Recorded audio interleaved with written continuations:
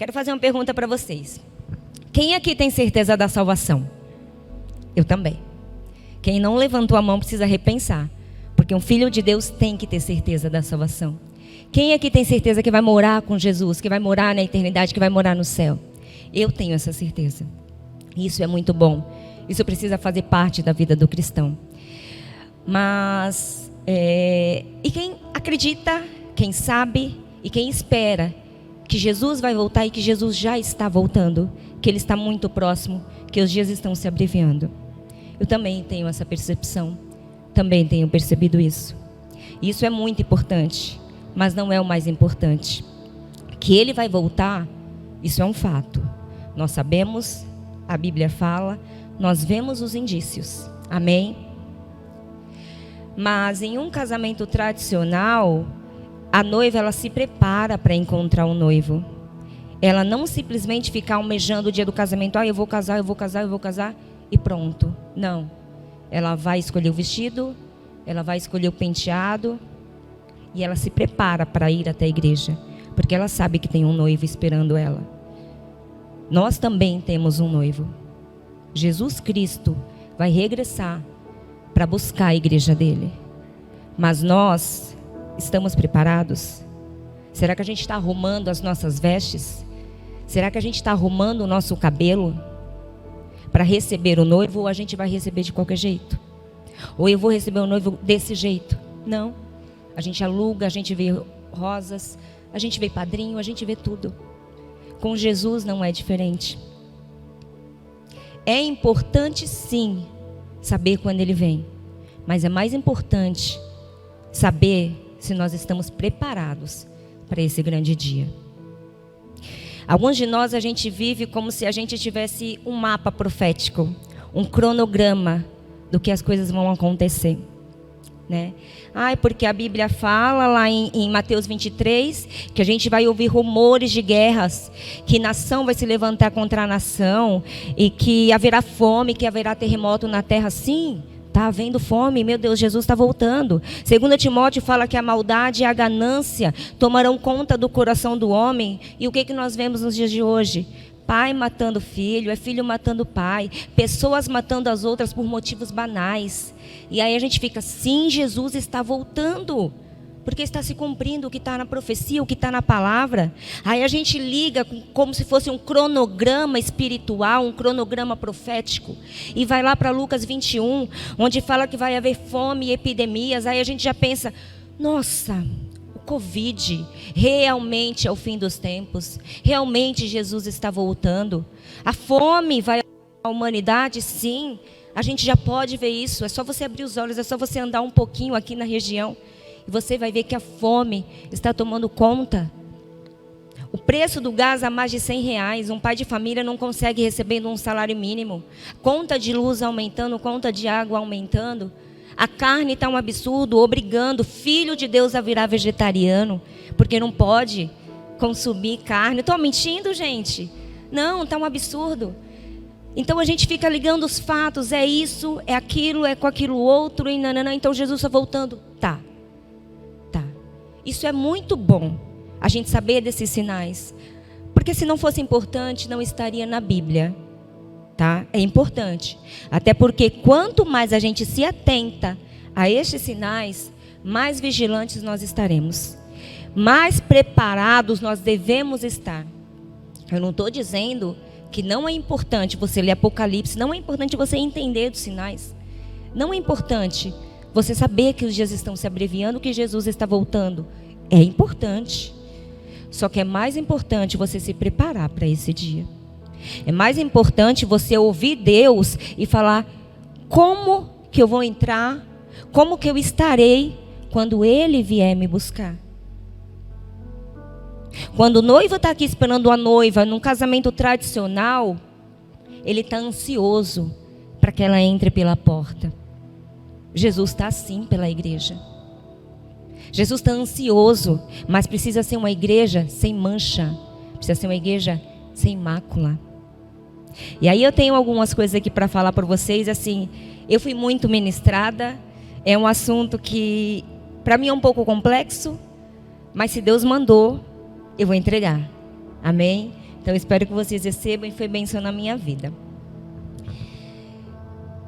Atos, capítulo 1, versículo 3. Nós vamos ler do versículo 3 ao 11, por favor.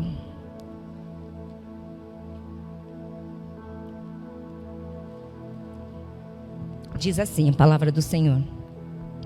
A estes também, depois de ter padecido, se apresentou vivo, com muitas provas incontestáveis, aparecendo-lhes durante 40 dias e falando das coisas concernentes ao reino de Deus.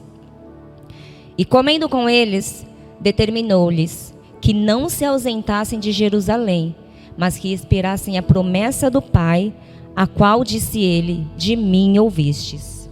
5.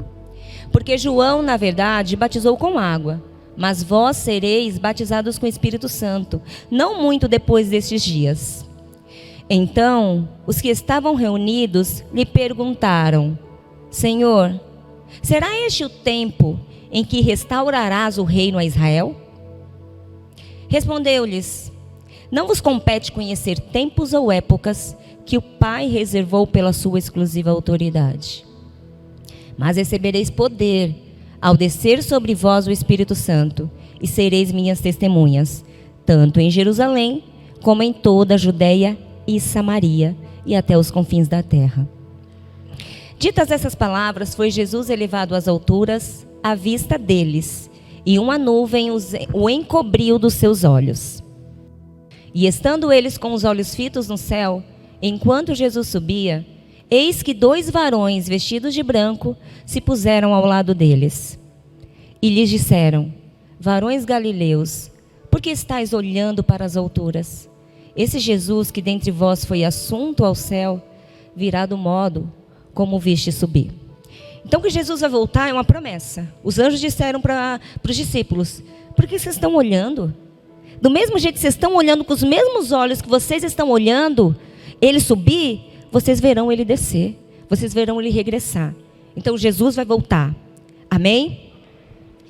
Só que aqui a gente vê Jesus falando do poder de Deus na vida dos discípulos, através do Espírito Santo. Jesus estava falando de algo espiritual.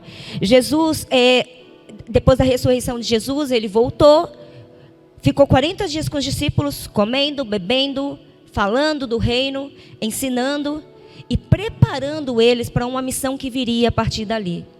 E aí Jesus falou: vocês serão revestidos do poder do Espírito Santo para pregar Judeia, Samaria e até os confins da terra.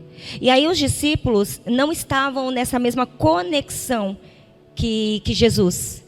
Porque enquanto Jesus falava de algo sobrenatural, os discípulos eles estavam olhando algo natural.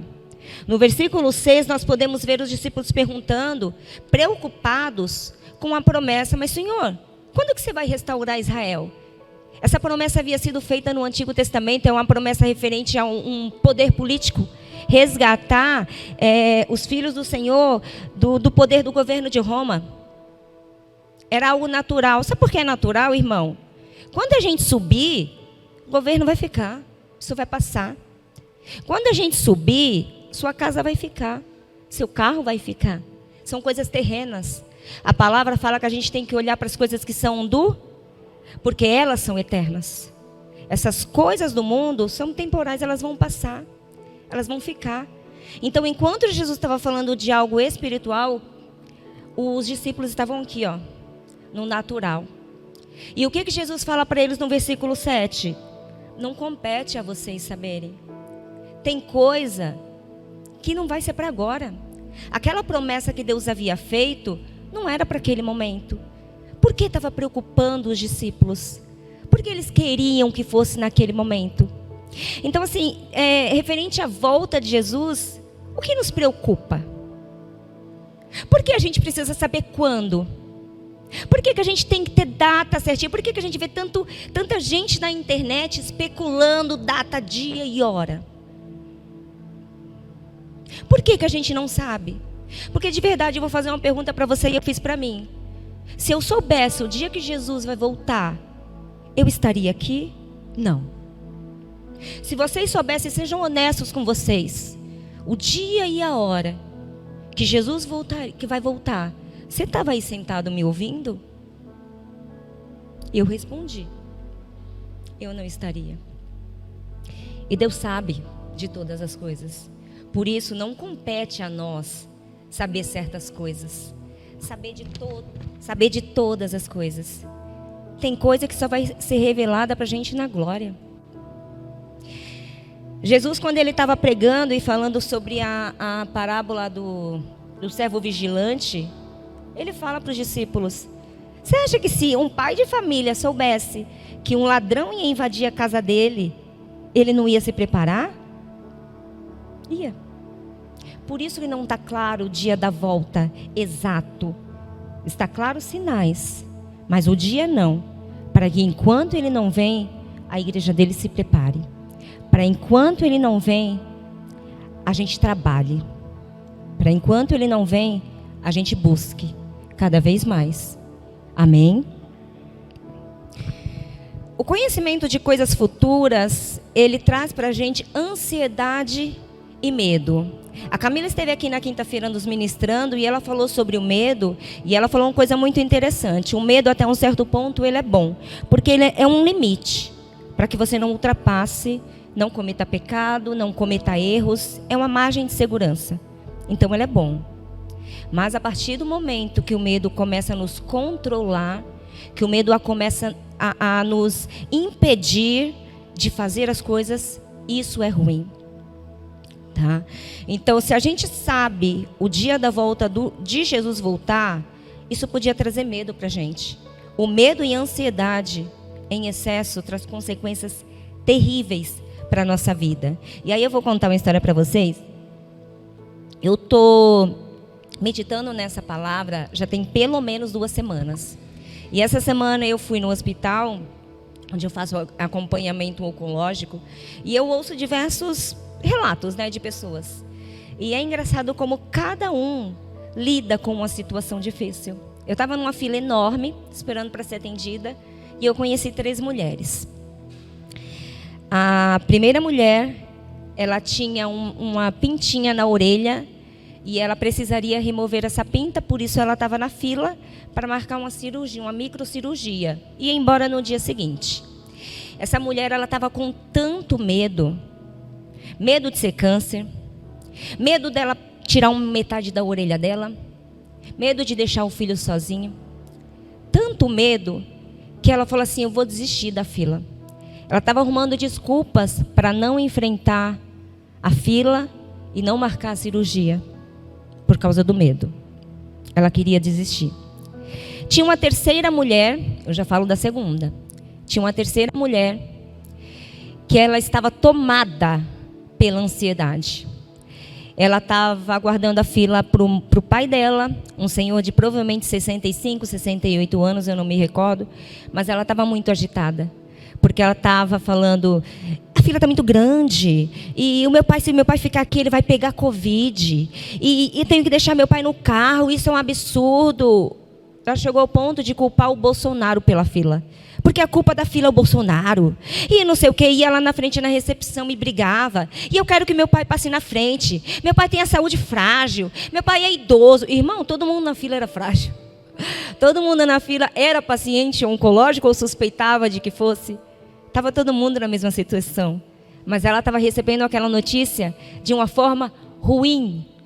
E eu te digo mais, quando eu vi o pai dessa moça sair do carro e vir ao encontro dela, eu me assustei. Porque de verdade, pastor, o Senhor era muito forte. O Senhor, ele estava esbanjando saúde. Ele era aquele Senhor bombado, parecia que malhava. Que se bobear era mais forte que eu, era mais saudável que eu. É isso que a ansiedade faz. A ansiedade faz você ver coisas onde não tem. A ansiedade, ela faz você querer adiantar o futuro e faz você sofrer antecipadamente.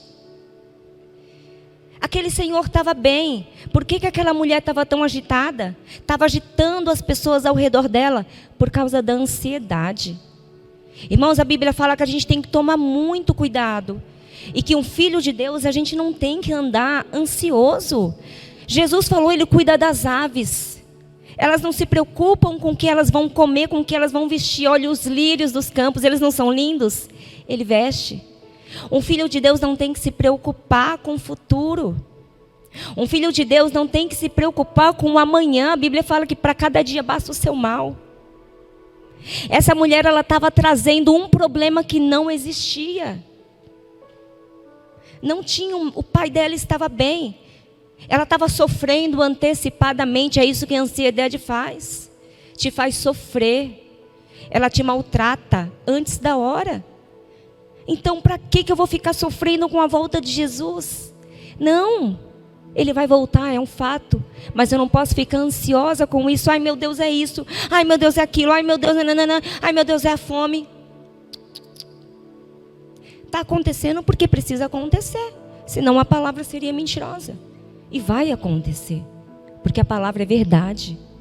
Mas isso não pode trazer ansiedade para o meu coração. Pelo contrário. Isso tem que trazer paz, isso tem que trazer alegria. Porque a palavra está se cumprindo. E nós sabemos que nós não somos daqui, amém? Que nós vamos morar com Ele no céu.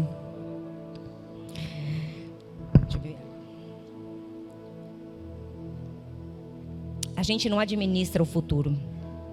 Antecipá-lo é tolice. Querer antecipar o futuro é sofrer à toa e isso não vale a pena. A gente tem que viver hoje. A gente tem que viver o presente. A gente tem que viver o momento. E o amanhã a gente deixa nas mãos daquele que cuida melhor do que nós. De nós, melhor do que nós mesmos. Se você pensar que você é responsável, eu tenho que fazer isso, porque eu tenho que garantir meu futuro, nananana. Tudo bem, trabalhe, estude, sirva. Mas o amanhã a Deus pertence. O amanhã, o seu futuro, cabe a Deus. Cuide do hoje. Viva o hoje. Deus te dá a oportunidade hoje. Se a gente ficar preso no futuro, eu não vivo a oportunidade que Deus me dá hoje. Amém? O profeta Elias, ele viveu muitos milagres. Quem concorda? Muitos milagres. Eu estava lendo sobre ele, eu estava comentando com o Ebs. Falei, meu Deus, mas que homem ousado. Quanta coisa esse homem não viveu. Eu queria ter vivido metade do que esse homem viveu. Não dá tempo da gente ler tudo, mas eu vou falar e vocês anotam e leem em casa, tá? Elias orou e parou de chover por 3 anos e meio. Depois ele orou de novo e voltou a chover. Isso está em Tiago, capítulo 5, versículo 17. Depois em 1 Reis, capítulo 17, versículo 6, fala que Elias foi alimentado por corvos. Quando Elias fez isso, Deus falou para ele, foge. Vai para um lugar, vai se esconder, mas não se preocupe. Não se preocupe com amanhã, porque eu já dei ordens para os corvos levarem comida para você. E a Bíblia conta que os corvos iam de manhã e à noite levar pão e carne para Elias. Ele não se preocupou. É um milagre, não é? Outro milagre que Elias vivenciou. 1 Reis, capítulo 17, versículo 9. Elias viu, participou do milagre da multiplicação da farinha e do azeite na casa da viúva de Sarepta. Quem se recorda? Depois ele viu outro milagre. O filho dessa mesma viúva morreu. E através do clamor e da oração de Elias, ele foi ressuscitado. Então, resumindo, nós vemos que Elias tinha intimidade com Deus, amém? Logo, uma pessoa que tem intimidade com Deus não deveria sentir medo. Não deveria temer diante de uma ameaça, certo? Mas não foi isso que aconteceu com Elias. Diante de uma ameaça de morte vinda por Jezabel, Elias sentiu muito medo. Um homem que tinha vivido tudo isso, um homem que tinha vivenciado todos esses milagres, uma ameaça de uma mulher fez ele fugir e desejar a sua própria morte. É isso que o medo faz, paralisar. Elias tinha um compromisso. Elias tinha uma missão. Por causa do medo, Elias quase abandonou essa missão. Você tem uma missão, você tem um chamado, você tem um propósito. O medo não pode te parar. Como a Camila falou, ele é um limite para que você não se ache. para que você não vá além, para que você não pense além do que convém sobre você mesmo. Isso é bom. Mas a partir do momento que o medo me faz recuar, ele é maléfico na minha vida. A partir do momento que o medo me faz fugir do meu propósito, me faz fugir do meu chamado, ele me tira da vontade de Deus. E foi isso que aconteceu na vida de Elias. Ele quase fugiu. Elias saiu da fila. Lembra da primeira mulher? O que o medo estava tentando fazer com ela? Elias saiu da fila. Resumindo, a ansiedade tenta antecipar o futuro e o medo paralisa. E os dois não deixam viver o presente. E vocês lembram que eu falei sobre eram 3 mulheres? Eu vou falar da segunda. A segunda mulher, a do meio, há um mês atrás que estava na fila, ela havia ido dormir e no dia seguinte, o rosto dela estava paralisado. Ela falou que ela ia beber água e não conseguia porque, como não mexia, vazava água totalmente, né? É um problemaço, não é, gente? Eu não entendo muito das coisas, mas eu falei, nossa, que ruim, né? Que difícil. Eu pensei comigo. E ela estava na fila porque os médicos acharam que era AVC, não era AVC. E com os exames foi diagnosticado uma massa, um tumor no cérebro dela. E aí ela estava na fila para saber se ela poderia ou não operar. Tinha uma massa, tinha um nódulo. A questão era, pode ou não pode operar? Porque dependendo do lugar que estivesse, ou ela ficaria paralisada numa cama, ou ela viria a óbito. Então, essa era a preocupação dos médicos, fazer exames para saber se podia operar. Dos 3 problemas, qual era o maior no seu ponto de vista? Para mim, era o dessa mulher. Mas a forma como ela recebeu isso me surpreendeu. Porque ela não estava com medo, ela não estava ansiosa. Das 3, ela era mais tranquila, a que tinha uma fisionomia mais serena. E sabe por quê? Ela tinha no coração dela gratidão. Essa mulher, quando ela veio falar comigo, o rosto dela ainda estava um pouquinho paralisado. E ela falou assim para mim, olha minha filha, tem 1 mês que aconteceu. E olha, eu já consigo piscar. Eu já consigo fechar minha boca. Sabe o que essa mulher viu diante dessa situação? Oportunidade. Ela estava feliz por estar na fila. Ela estava grata ao Senhor porque ela tinha a oportunidade de fazer a cirurgia ou não. Mas Deus deu uma oportunidade para ela viver aquele momento. Deus deu uma oportunidade para ela viver o presente. Quantos de nós temos oportunidade? Temos casa, família, temos um trabalho bom, temos saúde. Ao invés de a gente agradecer por isso, ao invés de a gente viver, de curtir a nossa família, a gente está antecipando um problema. A gente está, meu Deus, é pandemia, mas e se alguém morrer? Ninguém morreu. E se meu marido perder o emprego? Deixa ele perder. Para que você vai antecipar?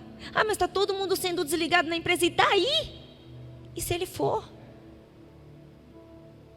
Não cabe a nós, não compete a nós saber coisas do futuro, a não ser que Deus queira revelar. Mas se Ele não quiser, não sofra por isso. Não busque respostas onde não tem. Então essa é a primeira dica, tá? De como nós devemos aguardar a volta do Senhor, vivendo hoje. Sabe a vida abundante que Jesus fala em João 10:10? Ele não está falando de bens materiais. A vida abundante que Jesus fala naquela passagem é sobre a vida eterna. É sobre a eternidade. Mas ela não é só para lá.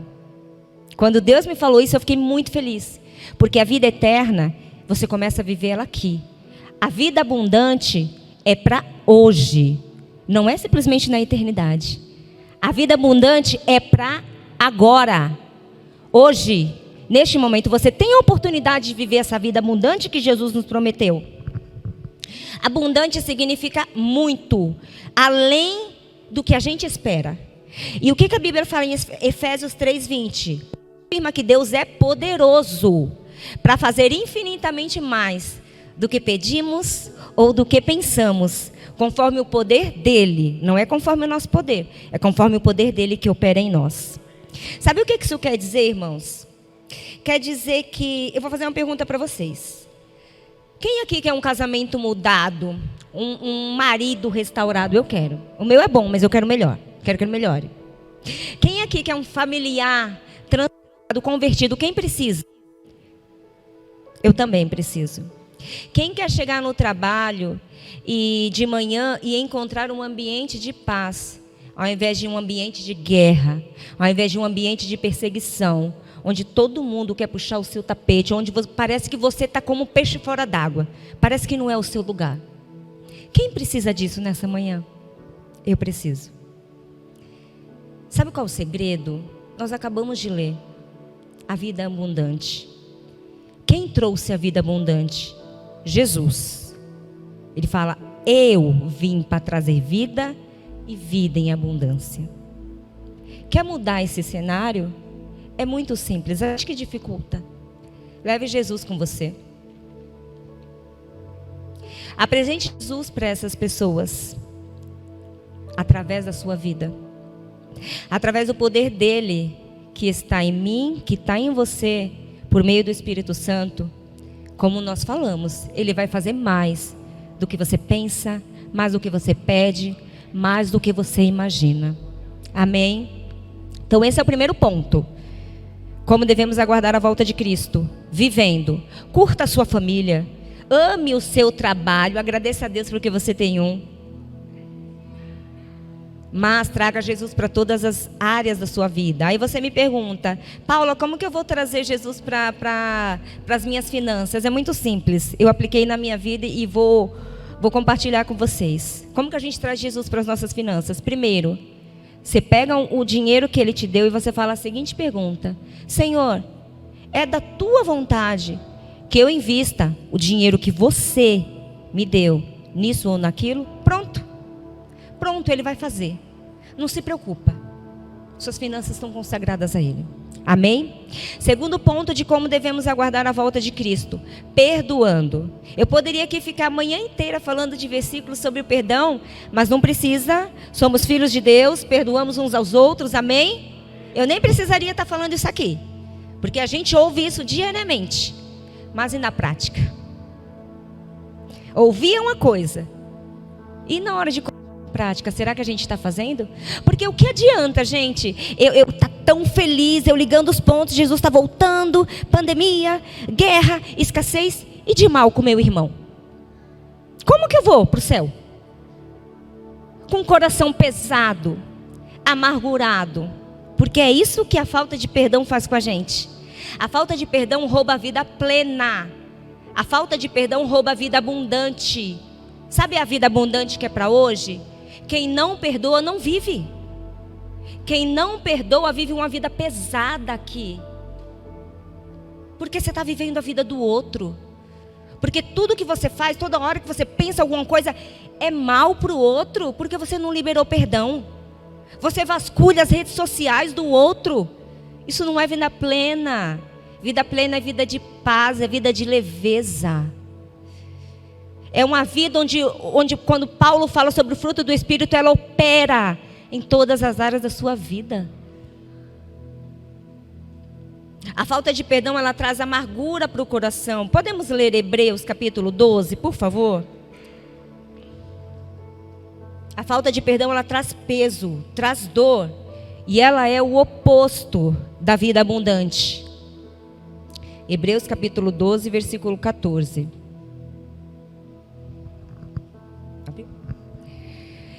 Segui a paz com todos e a santificação, sem a qual ninguém verá o Senhor. 15. Atentando diligentemente, porque ninguém seja faltoso, separando-se da graça de Deus, nem haja alguma raiz de amargura, que brotando vos perturbe, e por meio dela muitos sejam contaminados. É isso que a falta de perdão faz. Ela traz uma raiz de amargura dentro da gente. Ela traz doença para o nosso corpo. Ela traz doença para a nossa alma. O perdão, quando eu perdoo alguém, não quer dizer que eu estou agindo como se a pessoa nunca tivesse cometido um erro como se ela não tivesse pecado. Não é isso. Quando eu perdoo uma pessoa, significa que eu reconheço que a graça de Deus me alcançou e eu não tenho o direito de penalizar a pessoa. Até porque quem sou eu para penalizar alguém por um erro? Quem sou eu? Quem é você? Através da graça de Deus, a gente consegue perdoar. Por nós mesmos, não. Porque a gente vai ficar remoendo. Porque a gente vai cada vez permitir com que essa raiz cresça dentro de nós. E por nós, a gente não perdoa. Mas pela graça, sim. Liberar perdão remove um peso de dentro da gente. Uma vida de perdão é uma vida de paz. Um dos frutos do Espírito é a vida abundante. Paz com Deus, paz com os irmãos e principalmente paz com a gente mesmo. A gente não se cobra, a gente não fica doente, a gente não se martiriza. A gente tem paz, paz interna, shalom, que ninguém entende. A gente tem através do perdão. Então esse é o segundo ponto de como devemos aguardar a volta de Jesus.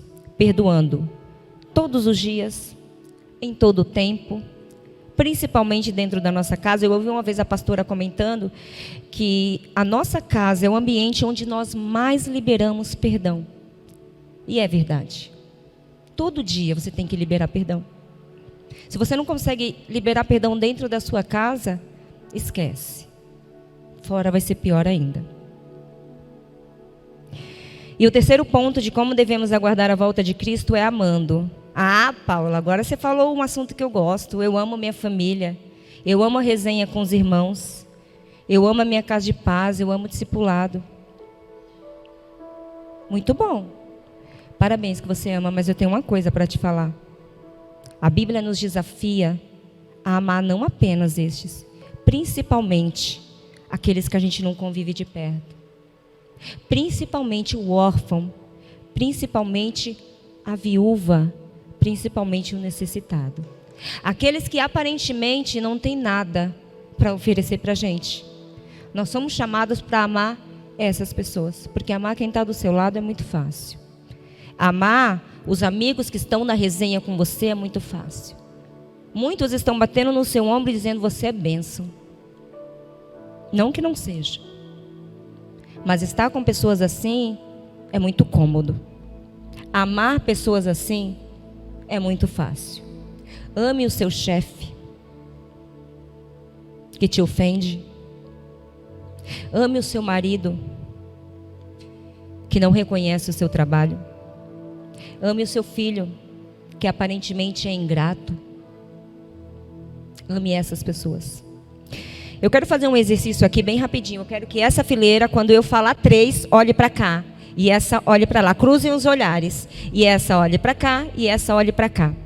Tá? Quando eu falar 3. Mas não é olhar rapidinho. Eu quero que vocês fitem os olhos em uma pessoa. E você que está em casa, eu quero que você pense em um familiar ou em um vizinho que você não conversa muito. Mentalize ele. No 3, os olhares vão se cruzar. 1, 2, 3. Não vira ainda, todo mundo olha. É muito difícil olhar para outra pessoa, né? Amém. Podem olhar para cá. Vocês olharam para 1 ou 2 pessoas, certo? Essa é a pessoa que Jesus quer que você ame até Ele voltar. Não é o Felipe que está do lado do pastor. Não é o João que está do lado da Rosa, porque isso é fácil. Eles convivem. Eles têm um vínculo que Jesus deixou muito claro para mim. A igreja precisa amar, principalmente, pessoas que ela não convive tão de perto. Essa pessoa que está do lado, talvez você não conheça, ou conhece só aqui na igreja. Mas é ela que Deus te desafia a amar. Só que a gente tem uma certa resistência. A gente tem um certo bloqueio a só amar o nosso grupinho. Eu estou bem, eu estou feliz com o meu grupo. Pense igual a mim. Ame pessoas que pensam diferente de você. Ame pessoas que discordam de você, porque elas vão te ajudar a ser uma pessoa melhor, elas vão te mostrar os seus erros. Ame essas pessoas. A Bíblia fala que assim como o ferro afia o ferro, o homem afia o outro homem. É isso. Só que a gente quer viver numa zona de conformismo, de conforto, de que ninguém aponta os meus erros, então está tudo bem. Não. A gente está sendo desafiado nessa manhã a amar essas pessoas, a sair na rua e não simplesmente pegar o seu carrinho, a sua família e ir para casa, como num dia de domingo, comer uma macarronada e acabou. Não! Tem pessoas que Deus está esperando que você ame, muito próximas de você. A gente só precisa abrir os olhos e decidir amar essas pessoas. Amém? E o quarto e último ponto que nós vamos falar sobre como devemos aguardar a volta de Jesus é trabalhando, é servindo. Voltemos a Atos, capítulo 1, versículo 8. Até porque a gente sabe que Jesus vai voltar, mas a gente fica sentado. Será hoje? Será amanhã? Será depois de amanhã? E fica assim. Jesus está voltando, eu não estudo mais. Jesus está voltando, eu não trabalho mais. Jesus está voltando, eu não preciso servir. Já tem tanta gente na igreja, por que eu vou ficar servindo? Jesus está voltando, sim. Mas o que ele disse para os discípulos? Recebereis poder ao descer sobre vós o Espírito Santo, e sereis minhas testemunhas, tanto em Jerusalém como em toda a Judeia e Samaria, e até os confins da terra. Os discípulos andaram por volta de 3 anos e meio com Jesus. E havia chegado o tempo deles serem testemunhas. Ser testemunhas é ser mártir, é falar de Jesus, é contar as experiências que eles tiveram com Jesus, e se fosse necessário morrer por isso. Jesus estava falando, vocês estão sendo revestidos para fazer isso, para trabalhar, para servir.